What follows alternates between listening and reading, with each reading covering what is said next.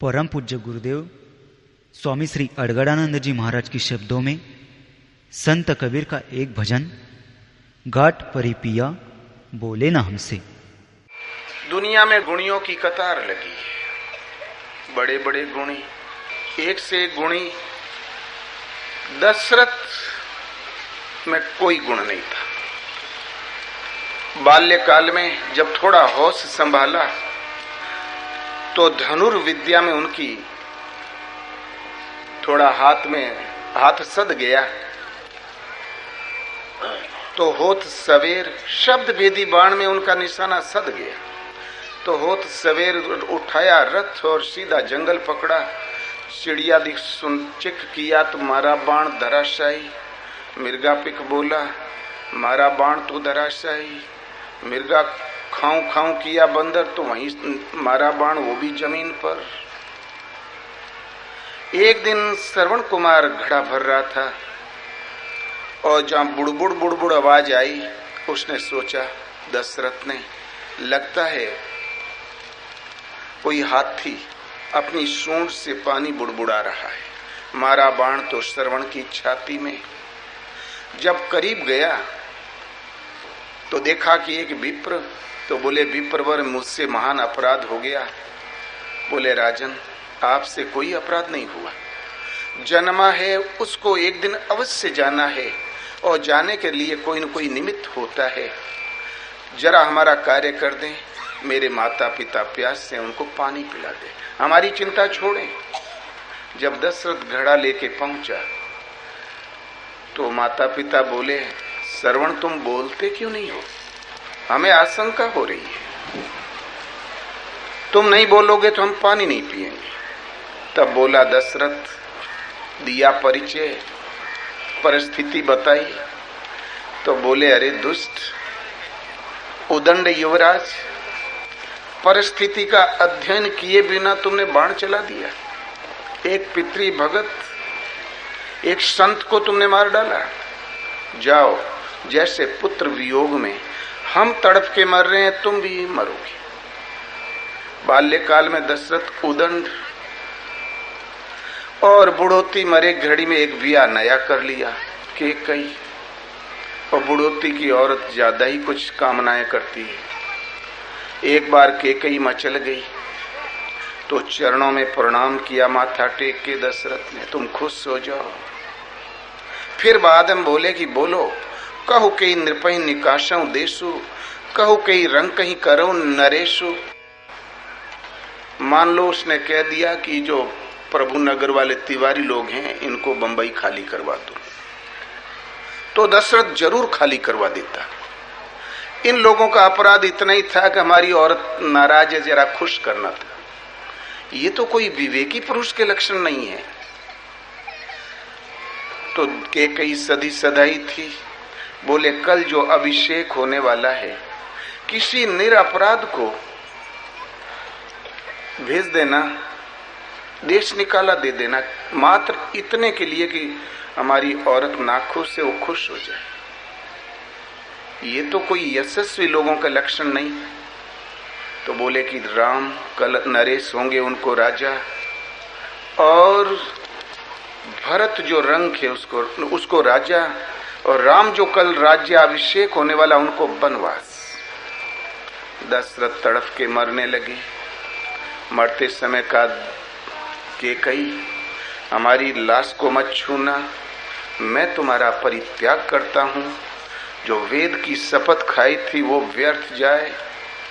यदि दशरथ में कुछ भी गुण होता, सूझबूझ होती, विवेक होता, तो तलाक क्यों दे दिया अंत में? लगता है कोई भूली तो हुई।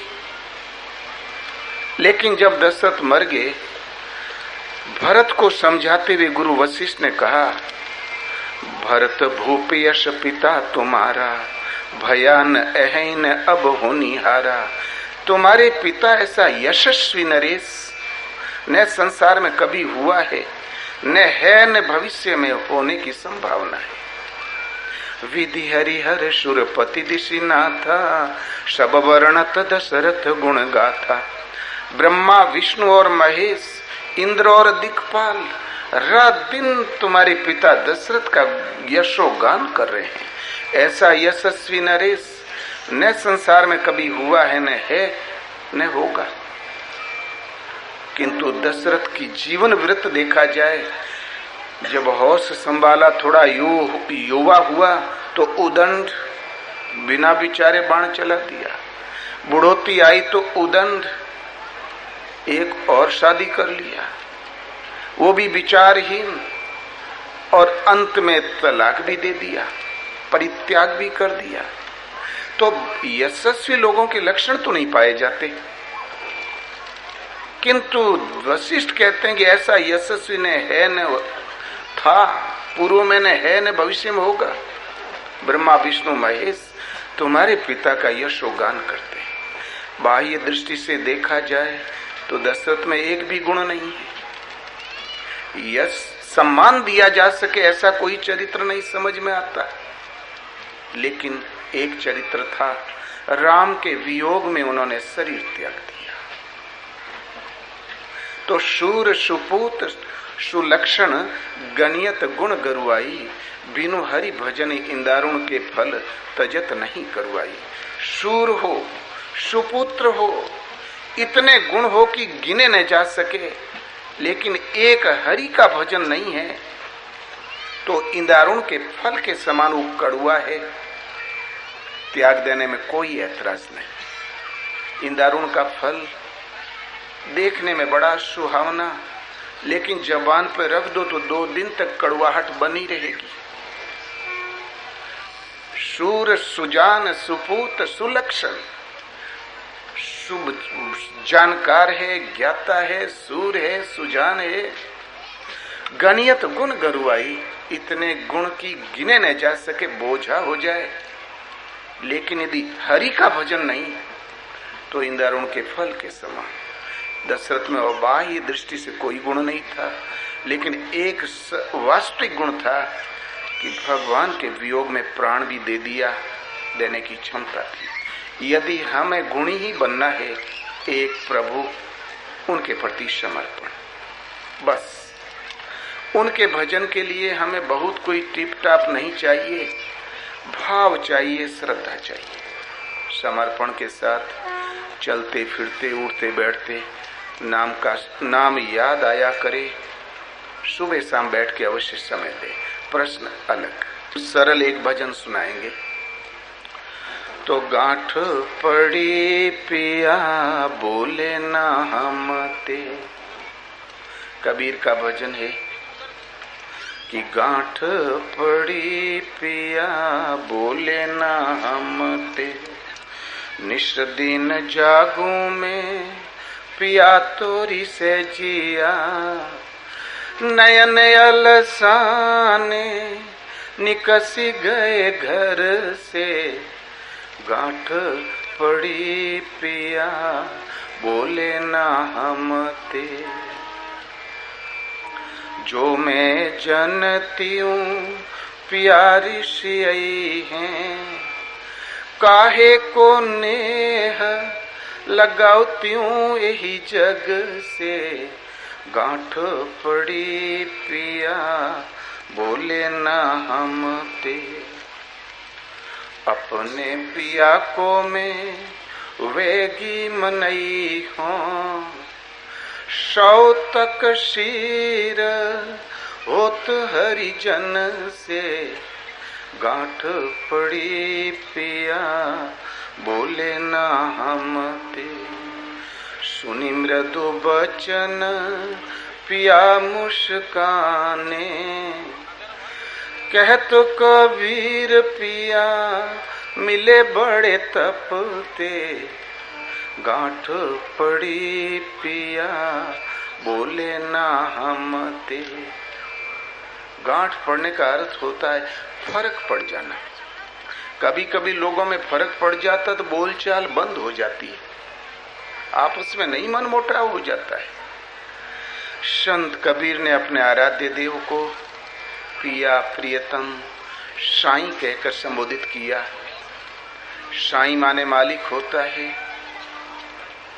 प्रियतम प्रिय उत्तम से प्रियतम, जो प्रीति का सर्वोपरि माध्यम है, जिनसे संबंध जोड़ लेने के पश्चात फिर कभी विक्षोभ नहीं होगा। प्रिया संपूर्ण सदा सदा के लिए जो तृप्ति प्रदान करने वाला है, तुम्हारे आत्मा की प्यास भी बुताने वाला हो, और साईं माने मालिक होता ही है। तो गांठ पड़ गई, प्रिया बोले ना हमते। भजन आप लाख करो। पूज्य गुरु महाराज के पास कभी कभी प्रोफेसर बीएचयू से, इलाहाबाद यूनिवर्सिटी से वाइस चांसलर पहुंच जाया करें जंगल में, तो पहले अपने वाली बतावे, फिर कहें महाराज साधना नहीं समझ में आती। पूरे विश्व के जितने दर्शन शास्त्र है उन पे हम लोग ही पीएचडी देते हैं, लेकिन भजन नहीं समझ में आता। तो महाराज जी कहें हो, सब बात सब कोई जानता है, 2-2 पैसे में वेदांत बिकता है, लोग पढ़ते हैं और लिख तो जाते हैं, न जाने का लिखत है। किंतु साधन ही एक ऐसी वस्तु है जो लिखने में नहीं आती।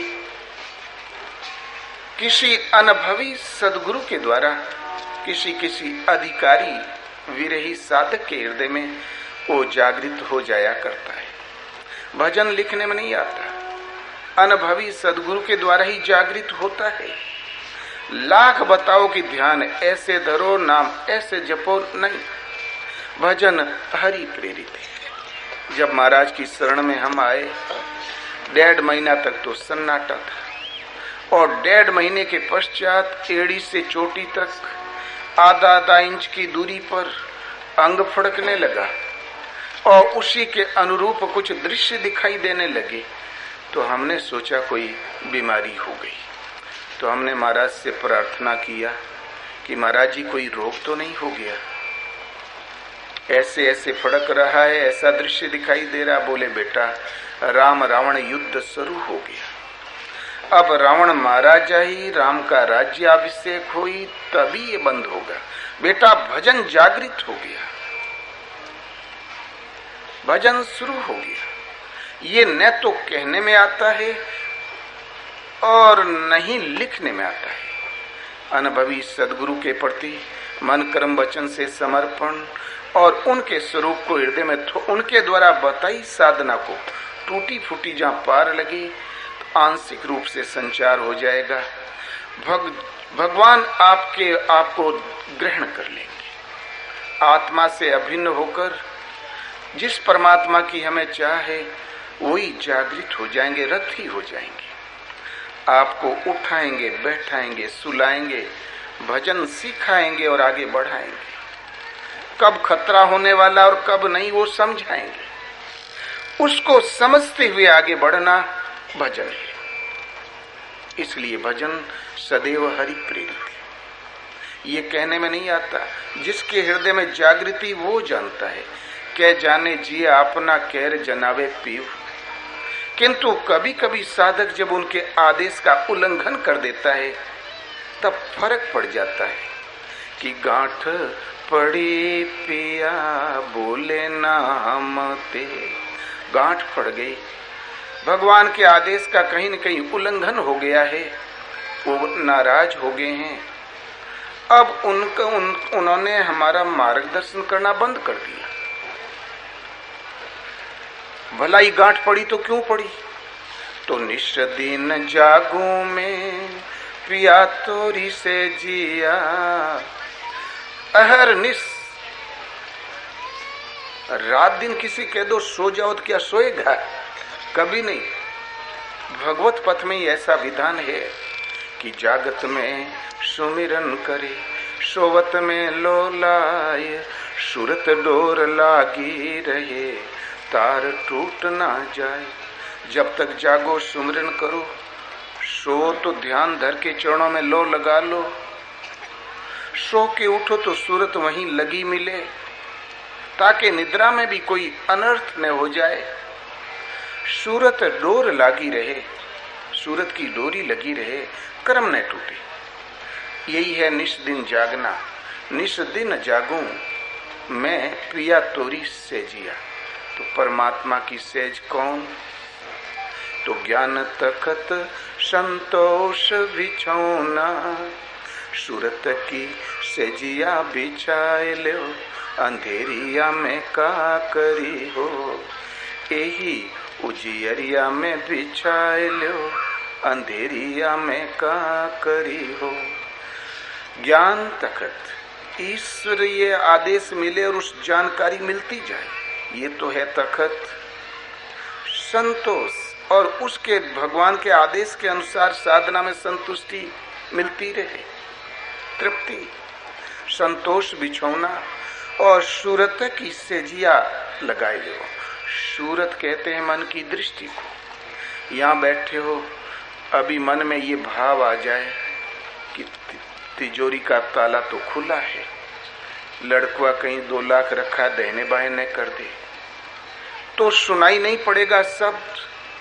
3600 रंग बरसते हो, आपको कुछ आंखें खुली, न तो दिखाई पड़ेगा, कान खुले और न सुनाई पड़ेगा, और वो दृश्य सामने नाचेगा। तो वस्तु नहीं, और वस्तु का जो स्केच खींच लेता है, इस दृष्टि का नाम सूरत है। मन की दृष्टि का नाम सूरत है। तो भगवान का सुमरण भी इस सूरत से ही होता है। सूरत सो गुरु मूर्ति, श्वासा में सतनाम। तो भगवान की सैया मन के अंतराल में, जब मन की दृष्टि जब भगवान के चरणों में लग जाए, तो निस दिन जागूं मैं प्रिया तोरी से जिया। भगवान की सेज कौन? सूरत, मन की दृष्टि उनके चरणों में लगी रहे। नयन अलसाने निकसी गए घर से, लेकिन जरा सा नयन अलसा गए। इन आंखों से तो हम भगवान को देख भी नहीं सकते। उनका आसन तो मन की दृष्टि में लगा हुआ है। भला कौन से नयनों में आलस्य आया? भगवान को देखने वाले नेत्र हैं ज्ञान और वैराग्य के। ज्ञान विराग नयन उरगारी, भाव सहित खोजई जो प्राणी, पाव भक्ति मनी सब सुख खानी। ज्ञान और वैराग्य नेत्र है। ज्ञान जो प्रभु प्रदत्त करते हैं, उसकी भली प्रकार स्टेडी जानकारी, आत्मा की आवाज को परखना और समझना, और देखी और सुनी हुई विषय वस्तुओं में जो लगाव का त्याग है, राग का त्याग है, उसका नाम है वैराग्य। यही नेत्र हैं। ये नेत्र अलसा गए, आदेश मिला, उसमें कुछ अवहेलना हुई, और वैराग्य का खत्म होने का अर्थ है कहीं राग जुड़ गई। तो नयन अलसाने, ये जो ज्ञान और वैराग्य के जो नेत्र है, उनमें थोड़ा आलस्य आ गया, उनके निर्वाह करने में थोड़ा हल्कापन आ गया, प्रमाद आ गया। जहां नयन अलसाने, तो निकसी गए घर से। जिस सूरत में हम प्रभु को पकड़ रखते थे मन की दृष्टि में, वहां जहां राग हुआ वो पकड़ में आ गया, और हृदय से भगवान चले गए। और गांठ पड़ी पिया बोले ना हम ते, इसलिए भगवान और हमारे बीच में फर्क पड़ गया। अब उन्होंने हमारा मार्गदर्शन करना बंद कर दिया। तो भला नयन क्यों अलसाए? नयन कैसे अलसाए? जो मैं जनती हूँ प्यारी सियाई है, काहे को नेह लगाती हूँ यही जग से। जो मैं ये जान लेती कि भगवान ही जरा सा जगत की ओर ताकने में रूठ जाएंगे और अपना महिमा समेट लेंगे, यदि मैं ये मुझे पूर्व आभास होता, जरा सा दाहिने बाएं ताकने में भगवान रूठ जाएंगे, तो काहे को नेह लगाती हूं एक जग से। तो भला इस संसार से मैं क्यों संबंध, मन का संबंध जोड़ती? भगवान के चरणों में सूरत लगी। संसार के किसी विषय वस्तु में जहां लगाव हुआ, तो मन तो एक था। तुलसी मन तो एक है, भावे जहां लगाए, भावे हरि की भक्ति कर, भावे विषय कमाए। मन तो एक था। जो सूरत चरणों में लगी थी वो संसार की कुछ विलासिता में भटक गई, और इधर भटकने का अर्थ है कि वैराग्य हल्का हो गया और उधर राग हो गया। यही है नयन का अलसाना। तो जो मैं जनती हूं पिया ऋषि आई हैं, जरा सी भूल से नाराज हो जाएंगे, तो काहे को नेह लगाती हूं यही जग से। भला इस जगत की ओर मैं दृष्टि ही क्यों घुमाती, लगाव ही क्यों पैदा करता। इधर लगाव पैदा करने का अर्थ होता है भगवान के आदेश की अवहेलना। जो परम राग से रहित अवस्था थी उसमें लगाव राग का जग जाना, यही है नयन का अलसाना। फिर अंत में सावधान, एक बार गुरु महाराज जब अनसुईया वहां, जब शुरू में घर तो आकाशवाणियों से छूटा, भगवान ने छुड़ाया। शुरू में गांव के बाहर रहते थे तो लोगों ने कहा, तुम लोग सोचते हो संत जी भजन करते हैं, टीबी हो गई है, घड़ी टल रही है, जब न मर जाए। महाराज कहें, ये शब्द जब हमारे कान में पड़े तब हमने भगवान से पूछा, क्या प्रभु ये ठीक कहते हैं? तो भगवान ने आदेश दिया, कह दो इनको, तुम लगे भर रहो, तुम्हारा भावी बिल्कुल शुद्ध है। फिर महाराज के हमें नहीं पता रहे कि कौन क्या कह रहा है, कौन सुन रहा है। लगे रहे भजन में। आहिस्ते आहिस्ते भक्तों ने वहां कुछ बगीचा लगा दिया। पहलवान थे, उस्ताद पहलवानों के, तो पट्टे जितने थे वो सब वहीं दाहिने बाएं आके बगीचा लगाने लगे। बगीचा में बौर आने लगा। तब महाराज कहें, पहले रोज इच्छा हो कि भगवान जल्दी आदेश दें कि हम इस जगह छोड़ दें, गांव के पास ठीक नहीं, लेकिन भगवान आदेश ही नहीं दें। किंतु जब बगीचा में बौर आने लगा तब महाराज कहें कि हमारे मन में ये भाव आया, अब कहीं नहीं जाऊंगा। बौर आने लगे तो फल आएंगे ही, फल फूल खाऊंगा और भजन करूंगा, अब कहीं नहीं जाऊंगा। जरा सा उस बगीचा में लगाव हो गया। उस दिन आदेश मिला, प्रयागराज जाओ। तो बड़े सुबह जब प्रयागराज की तैयारी किया तो 5-7 आदमी और साथ में लग गए। आए प्रयागराज तो भगवान से पूछा, भगवान अब क्या करें, प्रयागराज तो आ गए। तो बोले, इन लोगों का साथ छोड़ दो। तो साथ छोड़ दिया,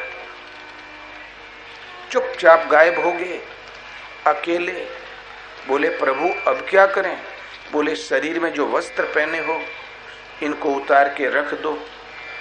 एकदम दिगंबर हो गए। बोले, प्रभु अब? बोले, गंगा किनारे निकल जाओ। बस न जान न पहचान। 2 उपवास 3 उपवास आए दिन की घटना। किसी को स्वप्न में हो कि इन महात्मा की सेवा करो, किसी को आकाशवाणी भी हुई कि इन महाराज की सेवा करो। कोई स्वाभाविक भक्त मिल जाए जो साधु सेवी होते ही हैं सर्वत्र। इन सब सावधानियों के बावजूद भी 2-3 उपवास तो आए दिन की घटना। महाराज पेट के लिए भी भिक्षा नहीं करते थे, इसलिए कि जब भगवान ने हमको साधु बनाया है तो व्यवस्था वो करें, मैं क्यों चिंता करूं। दूसरी बात महाराज ने कहा, एक चौपाई जब हमें याद आया कि मोर दास कहा नरे आशा, कहो तो काह करें विश्वासा। भला मेरा दास और फिर किसी व्यक्ति की आशा करता है तो भला उसने मुझ पर विश्वास ही कब किया था। इसलिए भला मैं क्यों चिंता करूं। भ्रमण करते करते पहुंच गए एक मधुवापुर आश्रम, अयोध्या से उस पार सरजू उस पार। वहां आदेश हुआ कि यहीं चतुर्मासा करो। वहां जब पहुंचे तो कुछ सधुआई में रंग आ गया। बहुत सी मरती जीती घटनाएं घट गई। तब महाराज ने सोचा लोग कहते थे टीबी हो गई है, घड़ी टल रही है, कब न मर जाए। एक बार गांव से और निकल जाते हम, लोग जान जाते कि हाँ ये सचों के साधु हैं, टीबी नहीं थी, और घर के लिए तैयारी किया। मधुआपुर आश्रम में आकस्मिक घटनाएं घटने लगी।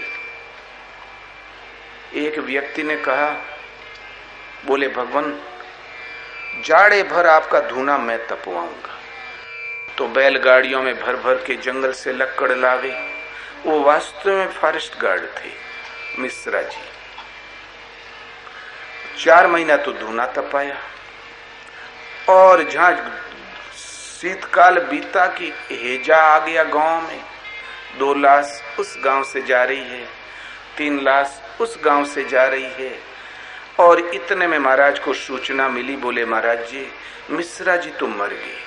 बोले अरे साधु की सेवा करे से क्या फायदा, जिसको मरी जाना था तो भगवान ने उससे हमारी सेवा क्यों करवाई, जो जिंदा रहता उससे करवाते। फिर इन साधुओं की सेवा करे से क्या फायदा, जो सेवा करे वो भगत जब मरी जाए तब इन साधुओं से क्या फायदा। फिर कहा करे सचों के मर गए का जो पता लगा। बोले महाराज जी खटिया से नीचे उतार दिया है, गौदान हो चुका है, कभी कभी श्वास लौट आती है, अब कुछ है नहीं। बोले जल्दी विभूति उठा, ले जाके यदि जियत विभूति पा जाई तो मरी ना। तो ठाकुर के 2 लड़के दौड़े, पहुंच तो गए उनके घर के पास तक, लेकिन अंदर जाने की हिम्मत न पड़े। क्यों? हेजे की कीटाणु उड़ते थे, उस जमाने में दवाई थी ही नहीं, कहीं हमें नहीं हो जाए। तब हल्ला मचाया और रोना पीटना बंद करके उनके लड़के आए। बोले क्या बात है? बोले महाराज ने ये विभूति दिया है। का हाल है? बोले कि कभी कभी श्वास लौट आ रही, हम लोग प्रतीक्षा कर रहे हैं, बंद हो तो ले चले। तो बोले कि जल्दी विभूति लगाओ और खिलाओ। खिलाया और लगाया, आके सूचना दिया कि महाराज से दंडोत कहना कि जियत विभूति पा गए। दोनों ने आके महाराज से बताया।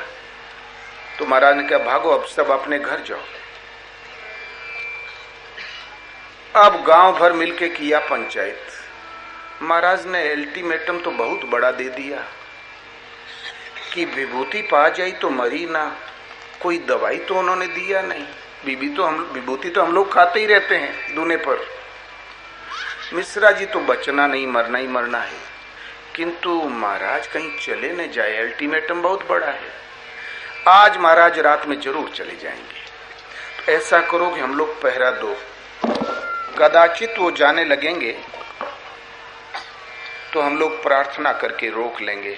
मिश्रा जी मरे, भले मर जाए, मरे जाए, जिए का संसार है, लेकिन महाराज बहुत अच्छे, इनको रोकेंगे। और 2-2 आदमी का पहरा लग गया। तो आस्ते आस्ते कुटिया की तरफ बढ़े तो महाराज उठ के बैठ जाए, धुना सुना खो दे। महाराज के हमारे सीने में धड़कन पैदा हो जाए। बोले कौन खतरा है, आखिर है क्या यहाँ पर बवाल। उठ के बैठ जाए, ता खतरा खत्म, वो दुबुक जाए, छिप जाए जहां वहां। 2-3 बार रात भर में ऐसा किया और इतने में सवेरा हो गया। लोगों ने आके भीड़ लगा ली, पूरा गांव आके बैठ गया, कोई किसी से बोल नहीं रहा है।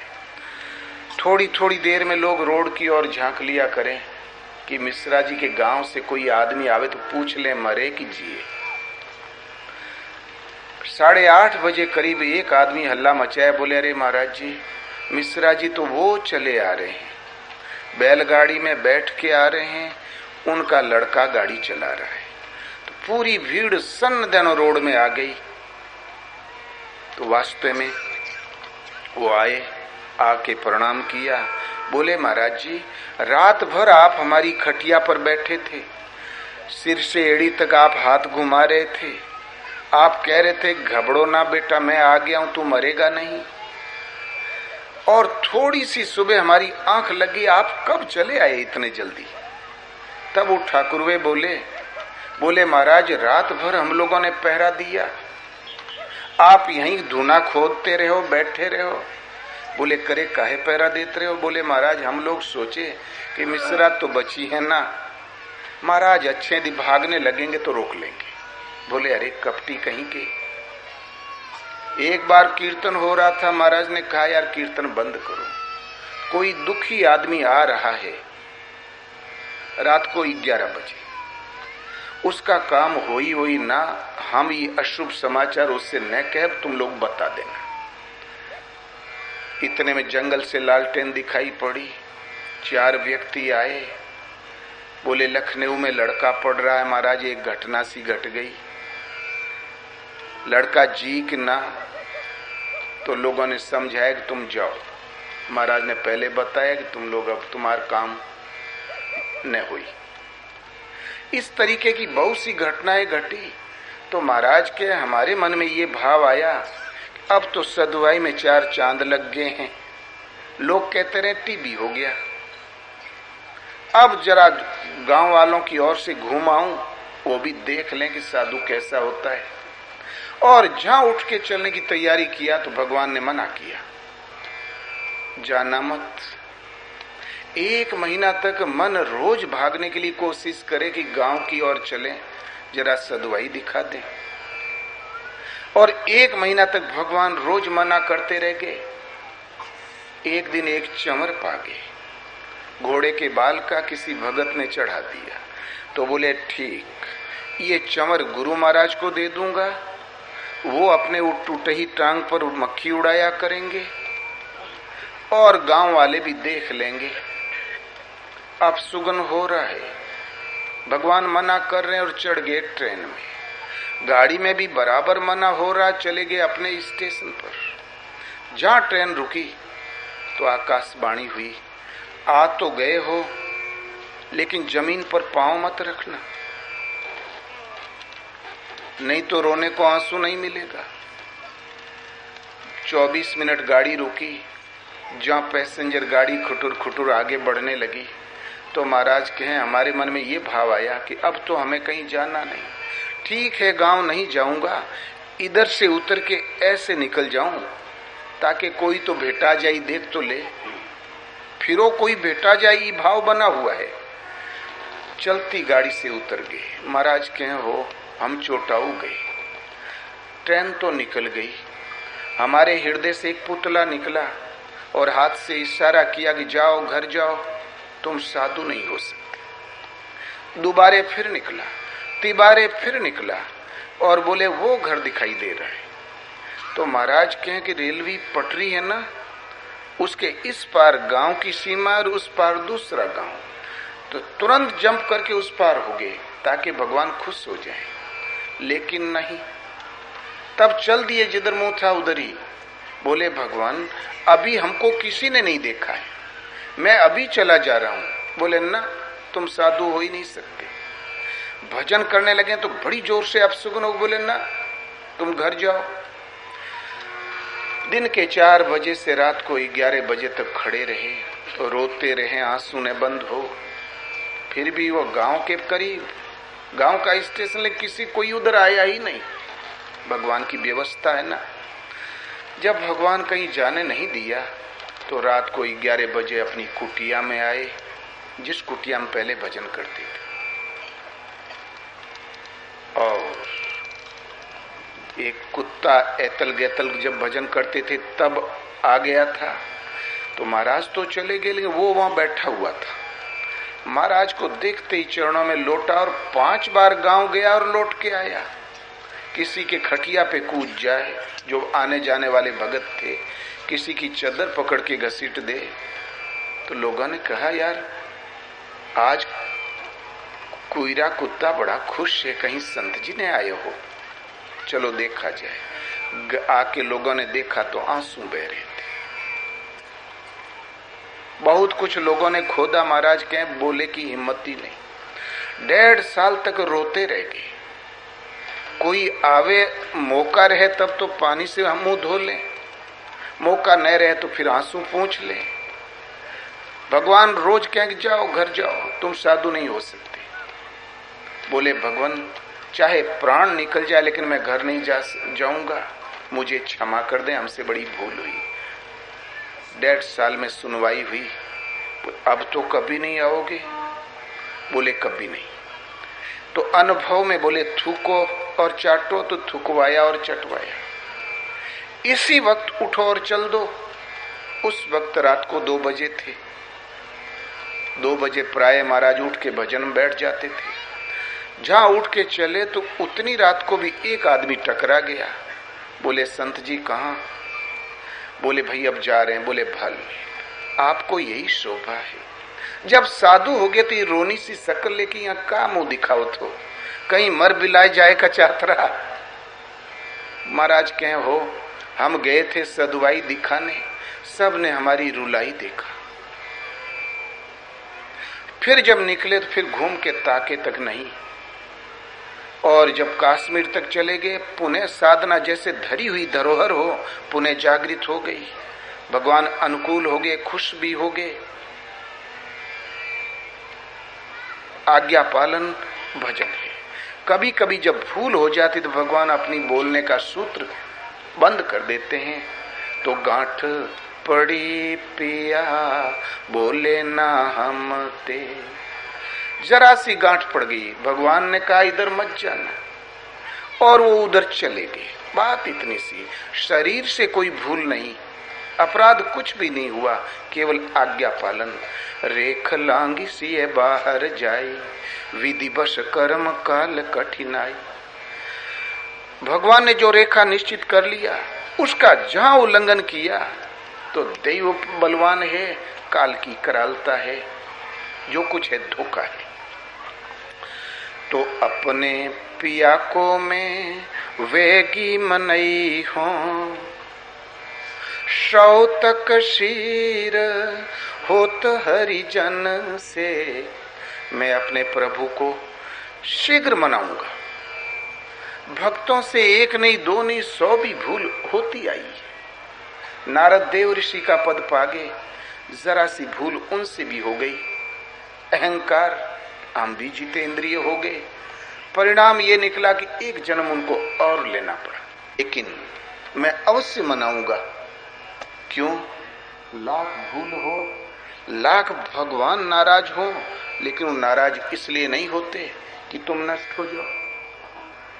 पिता इसलिए नाराज नहीं होता कि लड़का सचमुच नालायक है, भगा दूं घर से। कभी घर से भगाता है, कभी ताड़ना देता है, उसके सुधार के लिए। उस बच्चे के अंदर और कुछ प्रतिभा छिपी हुई है, उसको निखारने के लिए, न कि नष्ट कर डालने के लिए। तो भगवान इसलिए नाराज नहीं होते को खो जाए। तो 100 तकसीर होत हरिजन से। मैं शीघ्र अपने प्रभु को मनाऊंगा। जहां ये शब्द सुना तो सुनी मृदु बचन पिया मुस्काने। कौन सा मृदु बचन कह दिया? मैं प्रभु को सब 100 काम छोड़ के शीघ्र प्रभु को मनाऊंगा। सब और से विश्वास हटाया, एक टेक और एक प्रण पर जहां आरूढ़ हुआ, स्थिर होके जहां चला, ये संकल्प मन में किया, तो इस मृदु वचन, बाकी सब वचन कठोर, आत्मा के पथ में अग्रसर होना मृदु। इस मृदु वचन, इस टेक को सुनकर भगवान प्रसन्न हो गए कि बोले अब तो इसके हृदय में केवल मेरा ही आसरा रह गया है। भगवान ने हृदय से ये जाना, प्रसन्न हो गए। तो सुनी मृदु बचन पिया मुस्काने, कहत कबीर पिया मिले बड़े तपते। कबीर कहता पिया मिलते हैं, अवश्य मिलते हैं, बड़े तप के।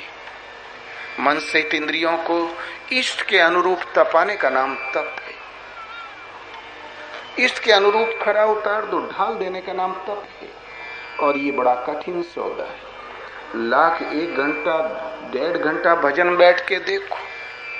पहले मन कदाचित ठीक रहता है, उस टाइम बड़ी बड़ी बातें करने लगता है। इनको इष्ट के अनुरूप ढाल देना, तपा देना, उस कसौटी पर कस देना। जब किसी तरीके से संयत नहीं होता चित्त, तब लोग एकांत शांत वन की शरण लेते हैं। वेशभूषा भी बदलना पड़ता है। कभी कभी ऐसे महापुरुषों को लोग पागल विक्षिप्त समझकर ढेले भी मारते हैं, किंतु हर हालत में जो टेक पर आरूढ़ है वो भगवान को मनाई के दम लेता है। बुद्ध ने 40 उपवास किए, पिया मिले बड़े तप से।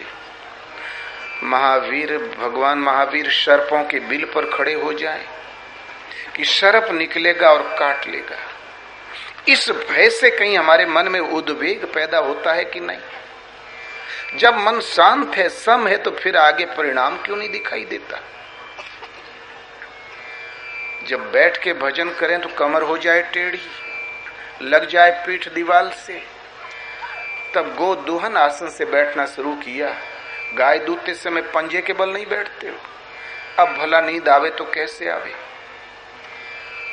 तो कहत कबीर पिया मिले बड़े तप ते, तप की परिपक्व अवस्था, चित्त अचल स्थिर सम ठहर जाए, तभी तो तपा। भगवान मिलते हैं, अवश्य मिलते हैं, लेकिन चित्त के निरोध और विलय काल में। इसलिए ईश्वर के आदेश का पालन भजन है। वो आदेश की जागृति न पुस्तक पढ़ने से, पाठ करने से, कुछ भी करने से नहीं। वो जागृति कोई तत्वदर्शी महापुरुष हो, जीवन मुक्त हो, पूर्णत्व प्राप्त हो, ऐसे महापुरुष की टूटी फूटी सेवा, उनके द्वारा निर्दिष्ट टूटी फूटी साधना, उसका परिपालन करने से, टूटी ही फूटी परिपालन करने से, तथा श्रद्धा से जहां आपके मन की डोरी लगी, सन्न देनो कनेक्शन लगते ही रेले हो जाएगा। जो उनके अंदर करंट है वो आप में रेले हो जाएगा। सदगुरु को दौड़ के नहीं बना लेना चाहिए कि बिना गुरु भवनिधि तरह न कोई, तो तुरंत जाओ गुरु बना लो। हो सकता है वो गुरु घंटियाल हो, धोखा हो जाएगा। यदि कदाचित न मिले हो तो सरल उपाय कि संत विशुद्धि मिले परिते ही, राम कृपा करी चितवा जेहि। विशुद्ध संत उसी को मिलते हैं जिसे राम, वो प्रभु कृपा करके एक निगाह जिसे देख ले।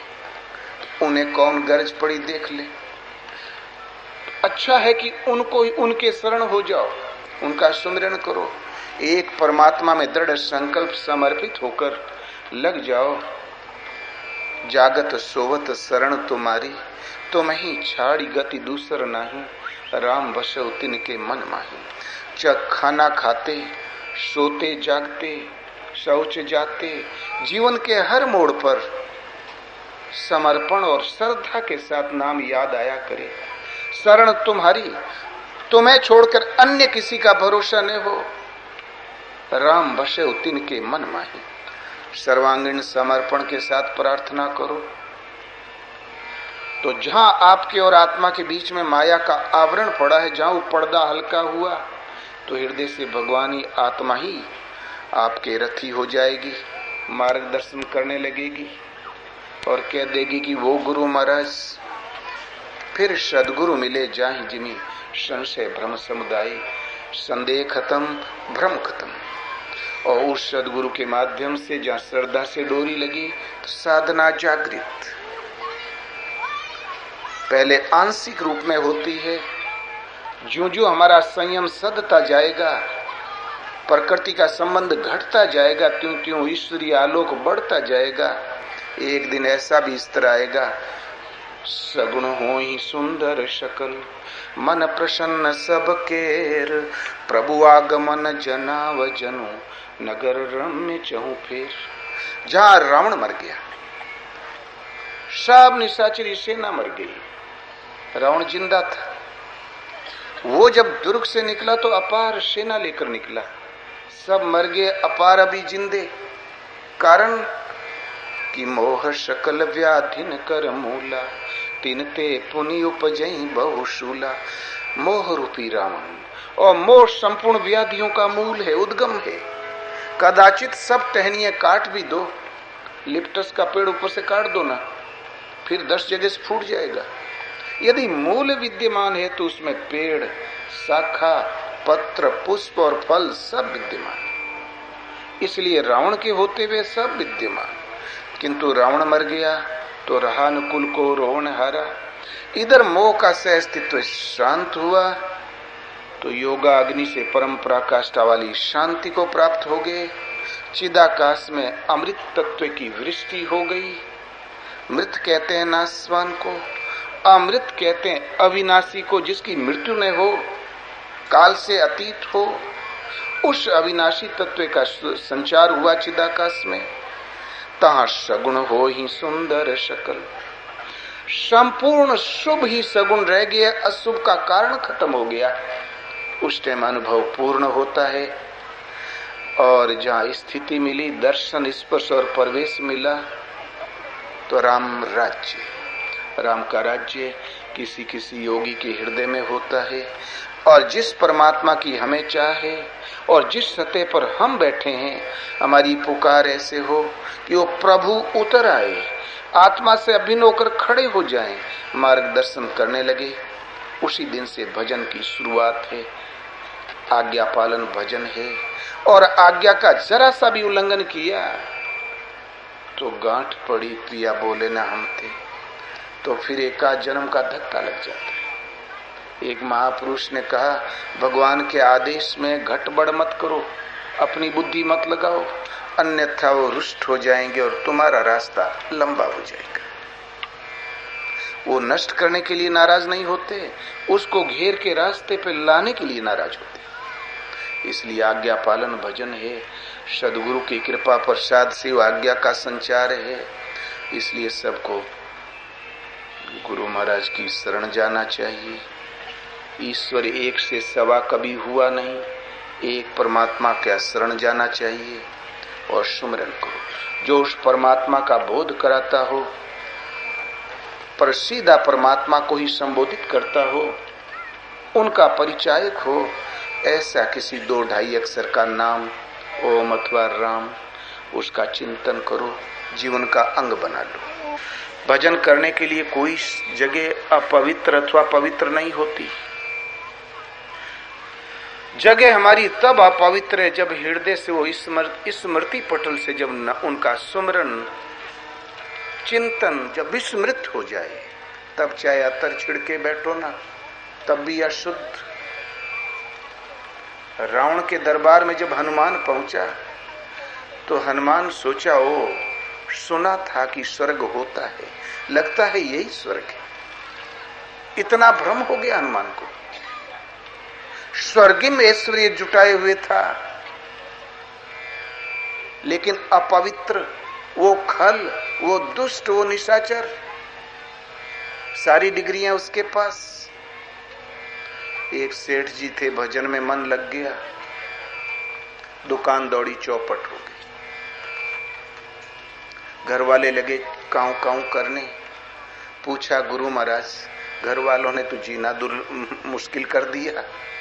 तो बोले, अरे बेटा कहीं दुकान लगा ले, एक तो कुछ कारोबार शुरू कर ले। तो ऐसी कुठौड़े दुकान लगाया, उस गली से आदमियों का आना जाना था ही नहीं। किंतु भगवान का मन, ऐसी प्रेरणा हुई कि देश क्षेत्र भर का ग्राहक उसी दुकान पर।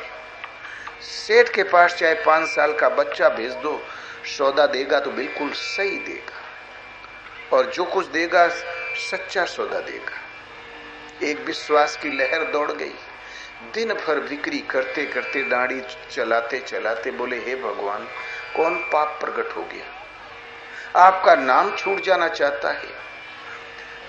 दिन भर की छटपटाहट, जहां शाम को दुकान बंद करे तो लोटा लेके शौच जाने के बहाने निकल जाए इधर नाले में एक तरफ, और नाले में बैठ के टट्टियों फिरता जाए और नामो जपता जाए, राम राम राम राम राम।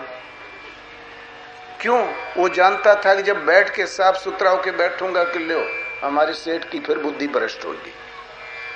हमें भजन करना, लोगों को तो रिझाना नहीं, रिझाना तो भगवान को। उसे ज्ञान ही नहीं था कैसी जगह में बैठे, उसके तो मन में लौ थी ना। एक बार दीर्घ काल बीता, हनुमान जी की निगाह पड़ गई। बोले, लो ये बनिया बक्काल की जात, हमारे परमात्मा का पवित्र नाम को भी अशुद्ध करने में लगा है।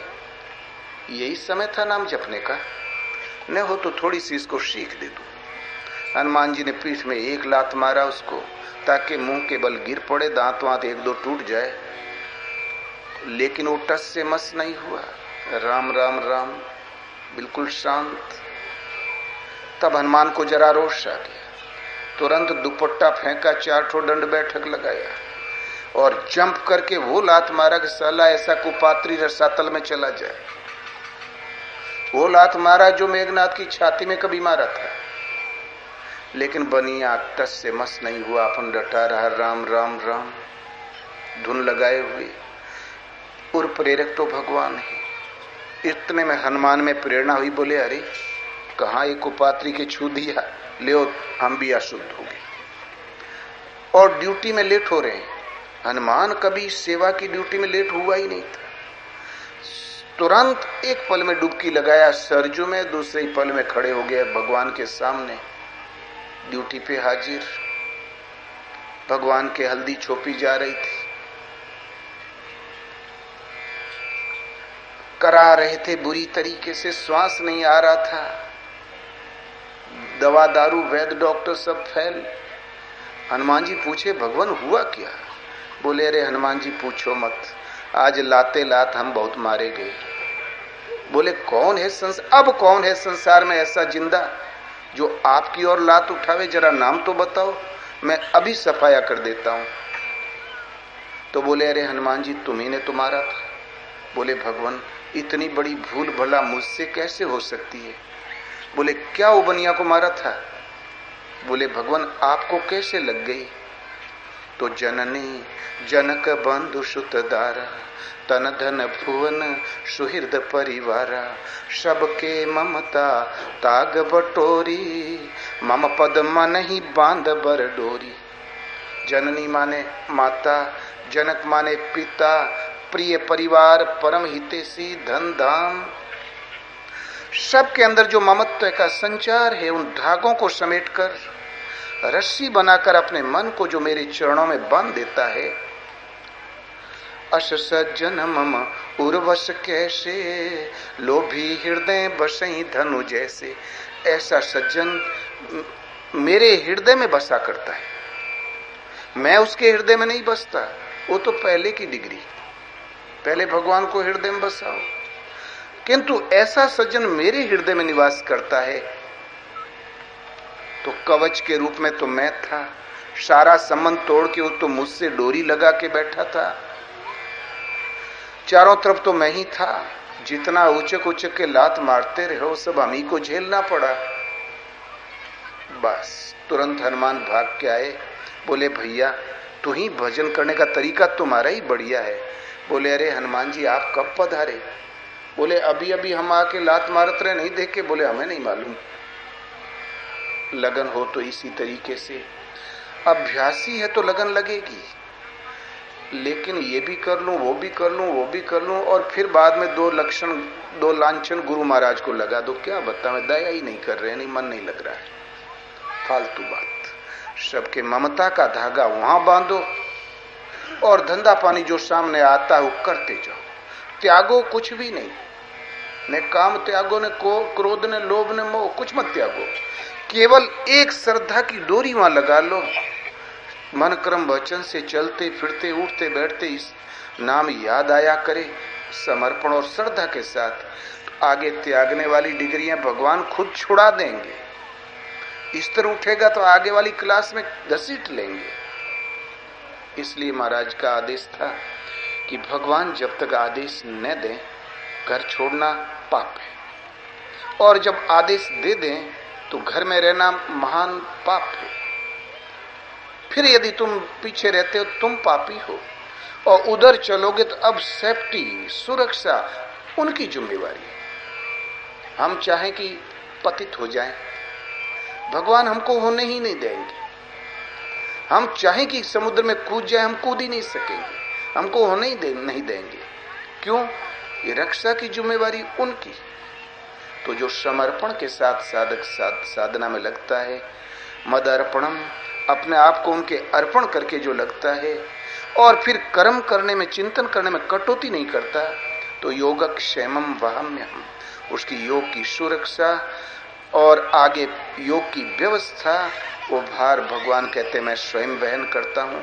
इसलिए श्रद्धा वान लभते ज्ञानम तत्पर संयते इंद्रिय, ज्ञानम लब्ध्वा पराम शांति न चिरेणाति गच्छति। श्रद्धावान और संयत इंद्रिय वाला पुरुष ही मुझे प्राप्त करता है और तत्संग परम शांति को प्राप्त कर लेता है, केवल्य पद प्राप्त कर लेता है। इसीलिए कुछ त्यागो मत, केवल एक जो प्रभु है उनके प्रति समर्पण के साथ लग भर जाओ। फिर आगे आप में आगे उठने की जब क्षमता आएगी तो भगवान त्याग करवा लेंगे, करना नहीं पड़ेगा। महाराज तो घर की ओर भाग गए थे, भगवान ने पीट पाट के फिर रास्ते से लगा दिया।